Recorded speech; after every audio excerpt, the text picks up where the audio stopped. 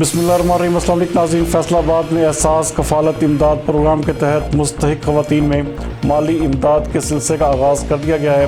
हमारे नुमाइंदा ख़ुसूसी गुलाम दस्तगीर हैदर के मुताबिक 67,000 से ज़ायद रजिस्टर्ड मुस्तहिक ख़वातीन में 12,000 फ़ीकस माली इमदाद की फ़राहमी के लिए मजमूई तौर पर 19 सेंटर्स कायम किए गए हैं। डिप्टी कमिश्नर मोहम्मद अली ने government new model girls high school Ghulam Ahmadabad, MC girls high school Pratap Nagar Jhang road और दीगर सेंटर्स का दौरा किया और इंतज़ामी व हिफाजती अमूर का जायज़ा लिया। इस मौके पर SSP operation Syed Ali Raza, additional deputy commissioner finance आसमा एजाज चीमा और पाक आर्मी के आला अफसरान भी मौजूद थे। डिप्टी कमिश्नर ने सेंटर्स पर ख़वातीन को माली इमदाद की तकसीम के तरीक़ाकार का तफसीली जायज़ा लेते हुए ड्यूटी पर मौजूद स्टाफ को तेज़ रफ्तार इक़दामात की ताकीद की।